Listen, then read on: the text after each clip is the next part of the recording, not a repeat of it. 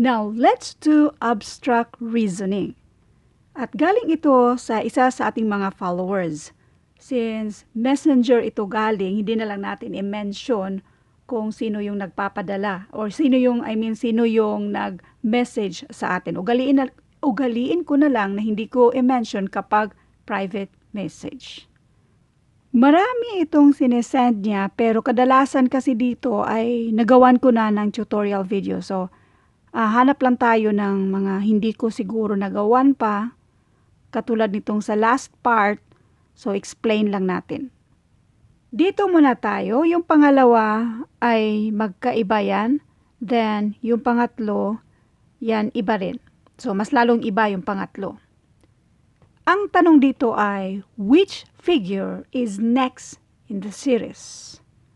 Kapag mga ganito, abstract, pattern ang hanapin natin. Obviously, pattern yung hanapin natin dito.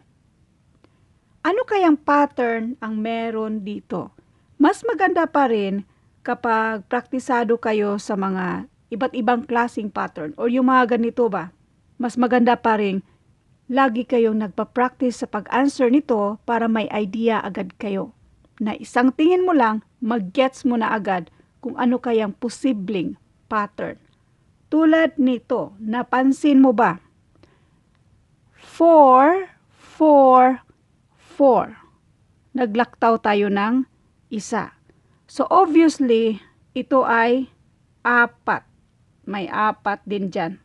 Sa choices, mayroon tayong A and B na may 4 sa baba. Eliminate na natin itong C and D. Next, laktaw ulit tayo. 5, 4, 3. Pansinin nyo ha.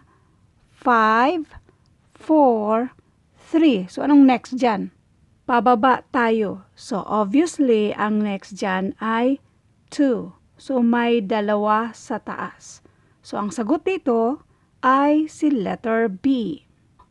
Pattern. Next. Ano kayang meron dito? Tingnan mo, i-alternate natin. 4, 4, 4. So, obviously, dapat 4 din dito. Pattern. Again, eliminate natin itong dalawa na walang 4 sa taas. Meron tayong A and B. Next, anong meron dito? 6, 5. Kaso dito, 3. Ano kaya ang next?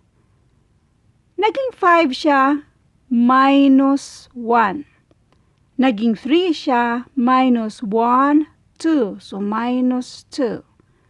5 minus 2 is equals to 3. 6 minus 1 is equals to 5. So, pagdating dito, isa lang yan. So, minus 1. 3 minus 1 is equals to 2. So, therefore, 2 circle na maliit sa baba. Obviously, ang kapareho dito ay itong letter B. Ito na yung sagot. Next. Ano naman kaya ang next dito? Anong meron sa mga figures? Doon tayo sa sides.